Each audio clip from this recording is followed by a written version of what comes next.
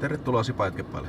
Tämä kakkososa tämä E39 korjaussarjasta alkaakin tämmöiseltä yhdellä näistä lukuisista Suomen pienistä sorateista. Ja näillä on oikein hyvää leikkiä jotakin Juha Kankosta ja Tomi Mäkistä tunturirallissa ja työntää 1100 menemään. Ja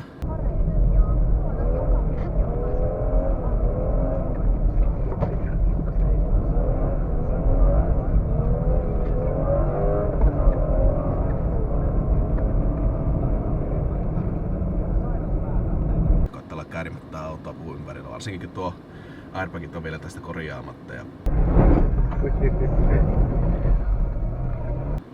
kuten huomaatte, niin 380 000 just pyörähti lassiin tähän näin. Mutta seksi, että miksi mä täältä aloitan, niin viimeksi jos kysyttiin, että kuinka hyvin nämä uudet valot näyttää, niin kaipa tästä jotakin nyt selvää saa, eli laitetaan tarkennus tuonne. Noin. Elikkä otetaan nuo valot pois päältä, niin se oli, jos viimeksi suurin piirtein nämä vilikut näytti paremmin mitä normaalivalot, niin tuossa on nyt nämä vilikut, eli tuon kummemmin ei näyttänyt aikaisemmin nämä lyhyet ollenkaan. Koska niinku muistattiin siinä, niin vilikut valasi paremmin mitä ne lyhyet. Niin tuossa on nämä normaalilyhyet. Oikein hyvä minusta ainakin. Ja sitten vielä pitkät päälle noin, niin näkee tonne pitkälle tonne kauas asti. Niin oikein hyvät, eli näistähän saa varmaan vielä vähän paremmatkin, jos vaihtaisi joku oikeat polttimot eikä joku bulkkipolttimot silloin, mutta mä olen sen verran tyytyväinen, että ei ole tarvinnut vaihtaa mitään parempia polttimoitakaan tähän näin, että oikein hyvin näkee. Ja toivottavasti näkyy kamerallekin, näissä on tuo valokuviokin yllättävän tasainen, että ei sen puolesta mitään ongelmaa ole ollut, niin olen erittäin tyytyväinen. Mutta joo, mennäänpä jatkamaan tuon moottorin korjauksia seuraavaksi ja tutkitaan mikä siinä on ongelmana. Näyttäisi tää nyt tällä, ja tässä nyt oli ihan ongelma, että tämä rykkii tämä moottori vähän sen ja vetoja tästä puuttuu. Ja tuolle vetojen puuttuiselle mä löysin jo jonkunnäköisen syy, yhdennäköisen. En tiedä onko se ainoa syy, mutta katsotaanpa tänne näin. Niin huomaatte, kaasupoli näyttää normaalilta, mutta tadaa! Tämä on ihan poikki tämä kaasupoli. Tää kun paino, niin tämä ei mene lähellekään pohjaa. Tämä pitää tällä varpailla piipistää, että se menee pohjaan. Niin selvästi kun sitä oikein epämukavasti sillä painaa tällainen, niin se vettää jo ihan paremmin tämä moottori. Että siinä on ainakin yksi syy, minkä takia tämä huonosti vettää tämä moottori. Että tämä kaasupoli vaihtaa uuteen. Mutta sitten katsotaanpa tänne moottorin puolelle, kun on tässä muuttakin vikkaa, niin kun katsoo tänne moottorin puolelle, niin täällä on tämä haittarakumi näyttää ainakin hyvinkin ehjältä. Ei oikeastaan oo siinä mitään. Oho, nyt se jäi ryttyyn siitä. Vittu. Loko, se on nyt retyssä. Se näyttää ehjältä, eli ei imuvuotoja sillä lailla. Ainakaan kuuluu. Ja maffi tähän vaihdettu aika vasta uuteen. Tämä ei ole todellakaan alkuperäinen, mä näin jo tuosta ulkonäöstä. Ja tuolla kuitessa sitten luki, että myös tuo nokka-akselin asentotunnisto on ihan vasta vaihdettu uuteen, että sekin pitäisi olla ok ja muuten, mutta ei se tosiaan ihan terve ole tämä moottori, että voin tämän pistää käyntiin täältä. Ensinnäkin tämä vähän, no nyt se lähti ihan ok käyntiin, mutta se ääntää ihan terveesti, pikku napsutus, mutta täällä on kumminkin 400 000 kohta ajettu, että me ei siitä välitetä, mutta täältä kun painaa vähän kaasua, niin ei se oikein hyökkää, se meinaa tuolla tukehtua. Varsinkin kun vetoja päällä, se meinaa oikeesti niinku tukehtua ihan noin. Se ei niinku ei lähde vetämään sieltä, että joku siinä on ongelmana. Ja sitten imuvuodoista niin avataan tämän näin, niin se käynti muuttuu selvästi ja täällä on oikein hyvä imu täällä öljykurkissa, että ainakaan hirveän pahaa imuvuotoa pitäisi olla siellä, että siellä joku muu on nyt ongelmana, niin tää varmaan pistää ihan läppärit kiinni ja katsotaan läppärillä mitä tämä homma sanoo tämä moottori tässä näin. Elikkä otetaanpa tuota piuha.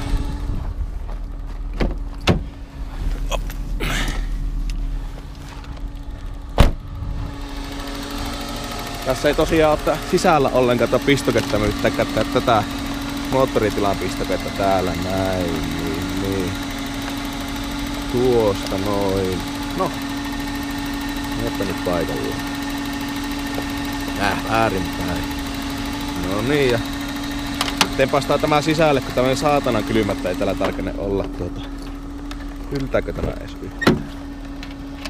Voi, ei tämä oikein yllä. Näitä tämä irti vähän tulee pistää. Oh. No niin, yltää heti paremmin sisälle. Ei täällä pakkasessa, mikä täällä on, niin tarkene olla kyllä pihalla. No.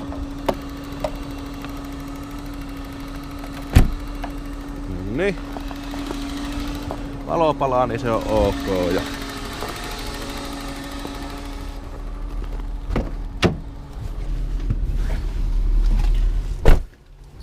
no nyt meillä on tosiaan tuo diagnostikkapiha paikallaan, niin takaitaanpa se vielä tänne läppäriin kiinni. Ja no niin, ja vastaapa ensimmäisen vikakoodit, eli pistetään auto päälle tuosta ja täällä me nyt saadaan nopeiten lukastua vikakoodit täältä näin, niin DME.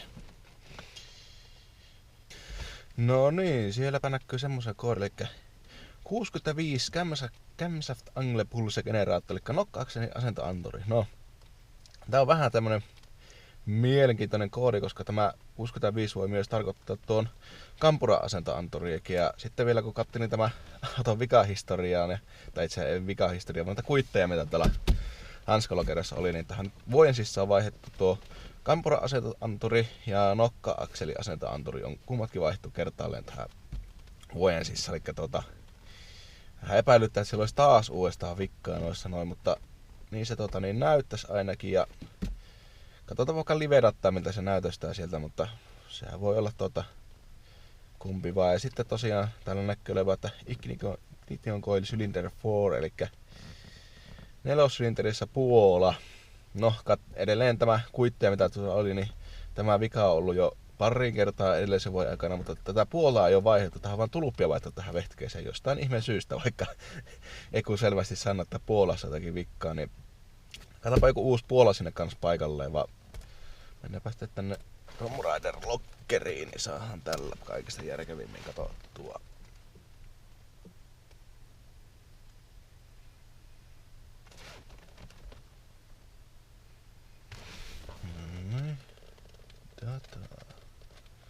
Tortle-positio, niin painetaanpa sitä. Niin.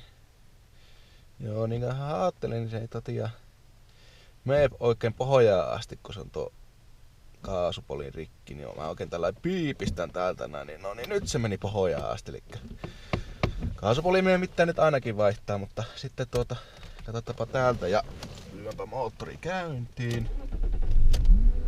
Noin. Lähti käyntiin. Ensimmäisenä tarkkaillaan vaikka vanouskulmaa. Sanooko se mitään? No sehän on ihan suoraa viivaa näyttää sieltä, että ei tosiaan kun anturi vika siellä nyt on ja ilmoimassa pelaa ihan oikein. Joo, näyttää järkevältä. Joo, kaasuläpä asento-anturikin pelaa järkevästi, en tiedä mikä se vikakoodi on. Mutta noinpa se käydä hetki, että nämä lambda-integraattorit alkaa vielä tuossa pyörimään, että mitä ne sanoo siellä.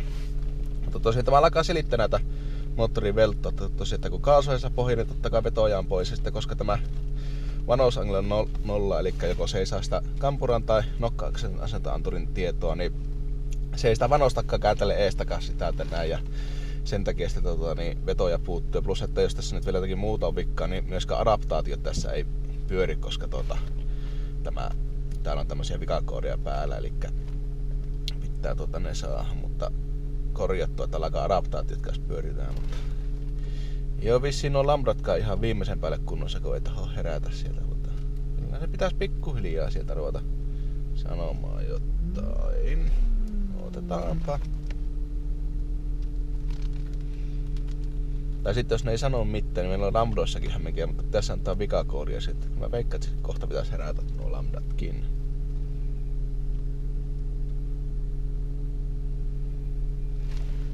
Lukastaanpa nuo adaptaatiot tässä ootellessa. Jees. Joo. Niin kuin tosiaan sanoin, että siinä nyt kun on tommosia kriittisiä vikoja, niin ei adaptaatiot pyöriä. Niinhän täällä on kaikki nämä taulukot on nollaa ja toinen ykköstä, että vähän mielenkiintoisesti täällä on, että sitä ei nyt näihin keskitytä mitään ennen kuin nuo oikeat viat korjattuu.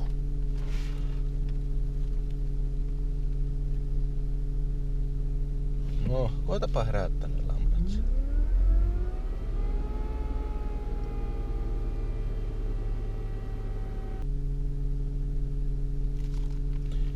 Ja sitten tosiaan se myös tuo naksutus, mikä tuossa koneessa luki, niin se myös tarkoittaa, että kun tuo vanaukselta ei saa mitään signaalia, niin sitten ei myöskään tuo moottori ei pelaa tuolla, tai siis joko kampura tai nokaaksi, niin aseta anturi tehdä signaalia, niin sitten tämä moottori pelaa tuossa, ei pelaa enää sekventiaalimoodissa, eli sen takia, että tuo suuttimetkin saa napsuttaa, että kunhan saadaan tämän niin vanauskulma näyttämään oikein, niin todennäköisesti tuo suuttimikin naksutus meiltä katuaa tuosta, no, että rupeaa sitten sitäkin kautta pelaamaan oikein. Mutta mitä ihmettä, eikö lambda-integraattorit lähde ollenkaan käyntiin? No nyt siellä alkoi elämää tulemaan. Nousee. Joo. Oho.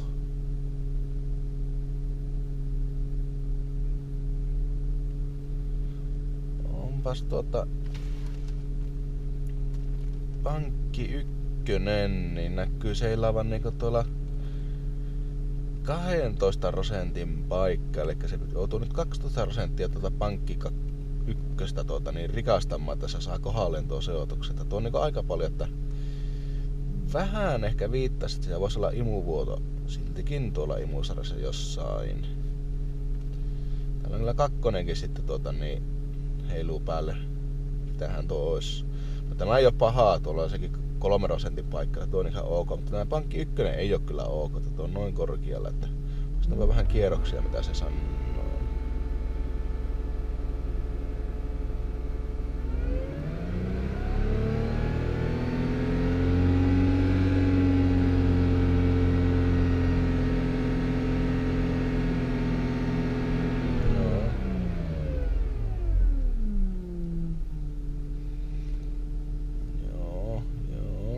Tuosta kyllä rikastamatta. Ei oo ihan ok. Tuo voisi toki olla maffikin vähän väsynyt tai anturirikki tätä, mutta tämäkin selittää sitä, että se on vähän veltohko, kun se joutuu tällä lambda-integraattorilla paljon korjaamaan. Mutta ei siinä tarkistettava vielä tuo haitarikumi tuosta maffi-eestä, että se on ok. Ja putsataan vaikka maffikin samalla kun ollaan siellä. Niin. Ja sitten ruvetaan niitä antureita katsomaan skoopilla, mitä ne sanoo. No niin, haitarikuvi näytöstää ehjältä, että siinä ei oo mitään ongelmaa kyllä. Ja pistetään vähän maffiin puhistusainetta. No niin.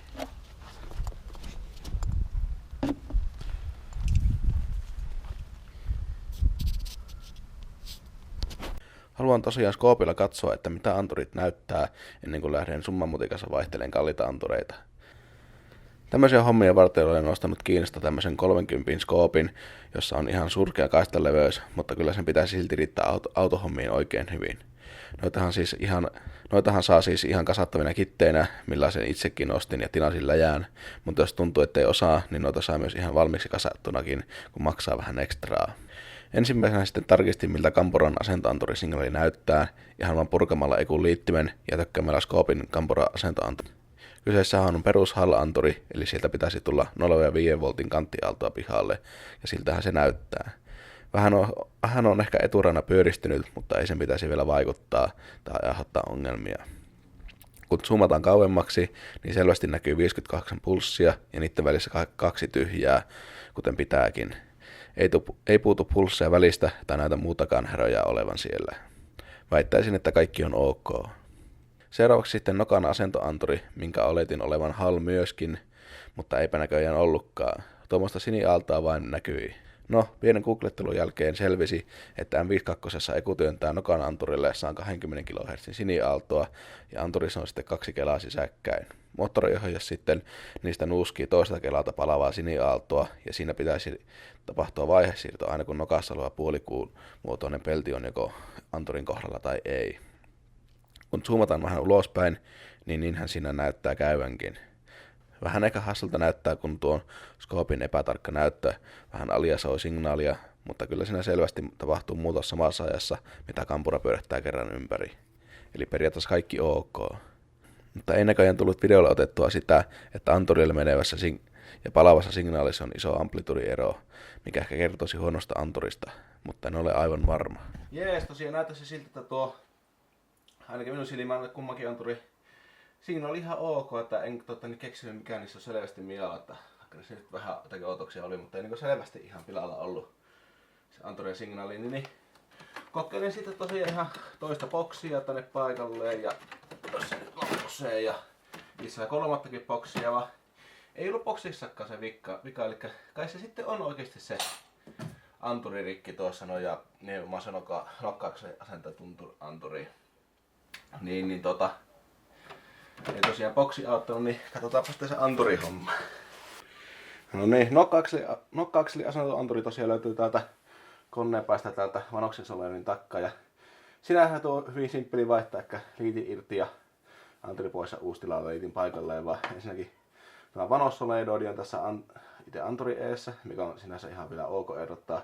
Mutta sitten liiti on syvällä tuolla koneen sisällä ja sinne ei taho saatana saada urkittua käsiä, että se on melko gynekologin otteet, vaan se märkä kapea rakkouteen, että sormet saa se urkittua, mutta kokeilepa vaihtaa se tuohon noin. Ja nämä MS-ykköset on äärimmäisen herkkiä näiden antureiden laadulle, eli ei kannata mitään muuta kuin orkis anturi koittaa piställe. Nämä on kalliita, tämä maksoi vajaan 100 tämäkin anturi, mutta se on ihan alkuperäinen BMW-varaosa ja tällä nyt saadaan varmuus siihen, että onko se nyt tämä nokkaksen asentonturikki vai mikään, niin vaihdetapa tämä tuonne äkkiä paikalleen. Niin, aloitetaanpa löysämällä tämä anturi irti, eli me saatais tuo netku eka tuosta eestä pois. Saatana.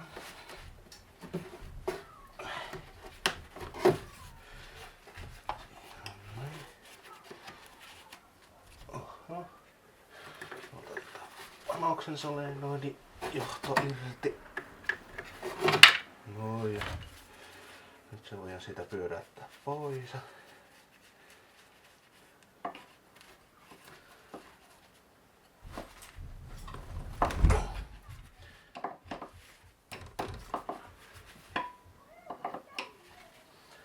No.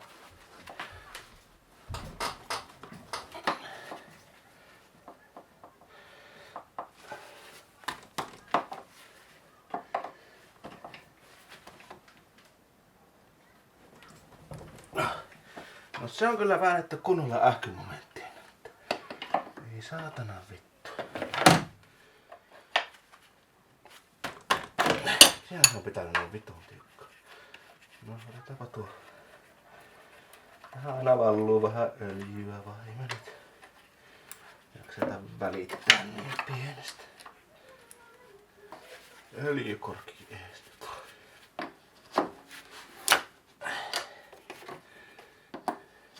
Näitä pitää muutakin ottaa eestä pois, että saa käden tunnettua tuonne itse liittimelle koneen sisään.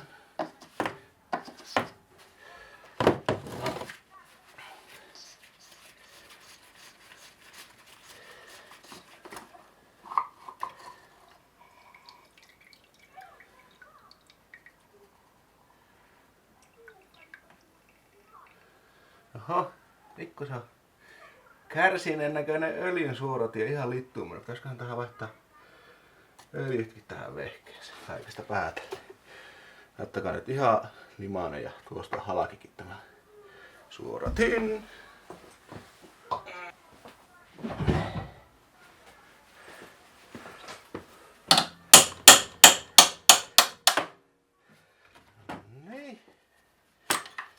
Tätä osaisi olla tiukkaa. Eikä ikinä väännellä näin tiukkaa tätä. Jos tämä vuotaa, niin vaihtakaa se tiivisti tänne.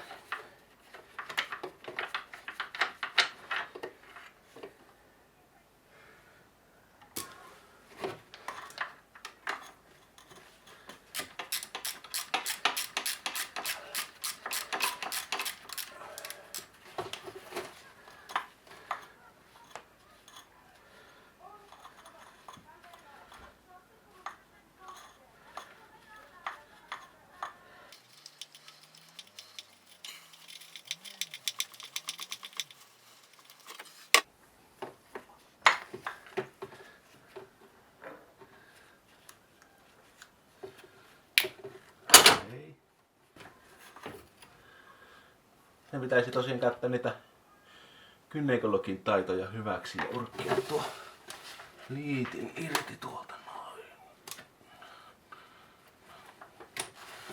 Näin se lähtee. No niin, ja tosiaan vaikka siellä luki siellä kuitessa tuolla auton sisällä, että on havaittu OEM uusi nokka-akselin asentotunturi kuitin mukaan. Niin näyttääkö tämä seistä? Tässä on tämä OEM-anturi, täällä lukee Siemens ja sitten lukee Bemarin varaosanumero ja lukee Siemensikin varaosanumero ja BMW-logo tuolla. Ja tässä paikalla ollessa anturissa ei lue mitään. Ja sitten katsotaan vielä tarkkaan tänne näin. Niin tuolla lukee, että Delphi, eli ei todellakaan ole alkuperäisanturia. Ja tosiaan tämä kuorikin saatana tästä murenee, eli joo, kyllä se todennäköisesti tässä on se vika. On kyllä melko törkeetä, ei voi satana. Laitetaan kuittia ja maksatetaan asiakkaalla OEM-anturista ja sitten sillä todellakaan ole OEM-anturi. Niin onpa hienoa. Mutta joo, vaihdetaan tuo tiiviste tuonne noin ja käytetään tämä paikalle ja kokeillaan mitä se sanoo.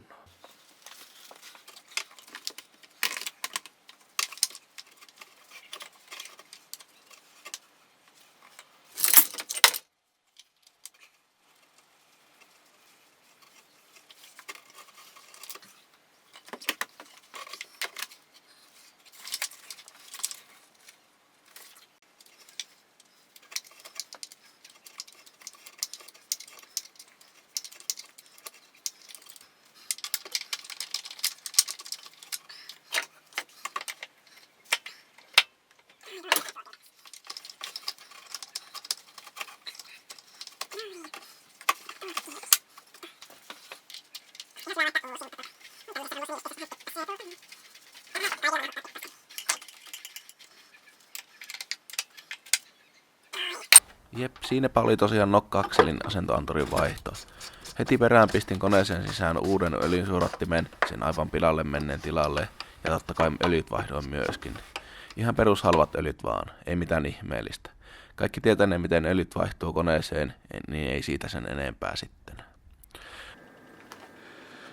No niin, ja nyt kun on öljytkin vaihdettu, niin ihan hyvä noiltaan on huoltovalot.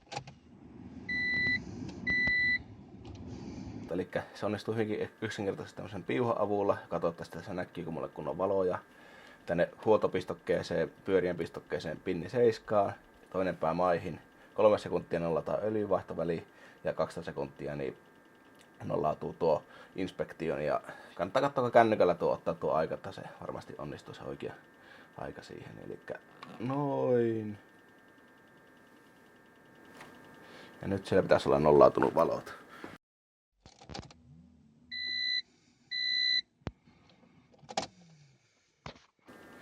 Niin noin se on tehtynä sieltä, että näitä saattaa joutua kumpaakin 3 ja 12 sekuntia käyttämään useampaan kertaan, että tämmöisessä autossa niin se näköjään nollatu herran aikoihin noita merkkivaloja. Niin. Mutta rämpää aikansa, niin kyllä se yleensä saa nollattua noilta huoltovalot ja sitten nollalle oikeasti, kunhan on taas kärryllä siitä. Että se oli sitten siinä. Nokka-akselin asentoanturin vaihdon jälkeen viaksi jäi vielä se 4-putyn puola, jonka vaihtelin käytettyä, mikä löytyy muuten hyllystä. Eikä siitäkään sen enempää, kun sen verran simppeli homma on se. Puolan vaihdon jälkeen kone pelaskin sitten kunnolla ilman vikakoodia jonkin aikaa, kunnes alkoi taas hieman rykiimään. Tällä kertaa boksi sitä valitteli 3-pytyn puolaa, minkä vaihdon kans, ja sen jälkeen kone on käynyt puhtaasti, ainakin siis tähän asti, eikä ole mitään vikakoodia ollut. Eli viimeiseksi hommaksi koneen toiminnan osalta jääkin sitten kaasupoliin. No niin, nyt vaihtaa vaihtamaan kaasupoliin seuraavaksi. Eli siinä olisi uusi BMW OIM kaasupoli. Pitää tämä vanha saa tuolta pois ekaa vaan. Eli täältä ensimmäisenä tuommoinen klipsi auki noin. Ja sitten pitäisi koittaa sitä kiskoa pois. Se on monesti vähän persestä, mutta kokeillaan saanko me sieltä nousemaan se.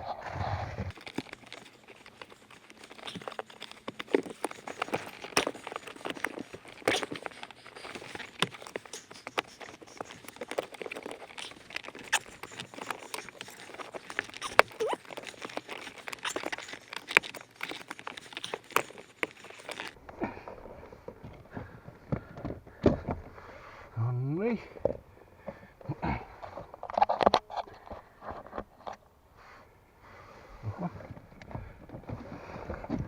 Ja tuota yläpäässä sitten.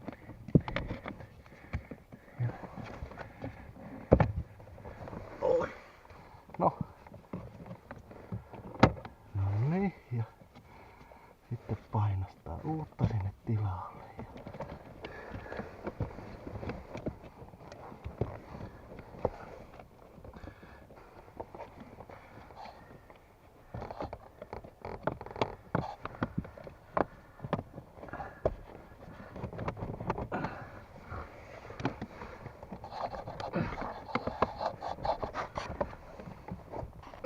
No niin, sepä on siellä ja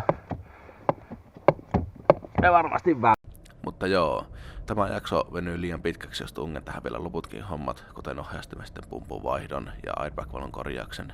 Joten katkaistaan homma tähän ja tehdään vielä 3. osa, vaikkei nyt aluksi ollut tarkoituskaan.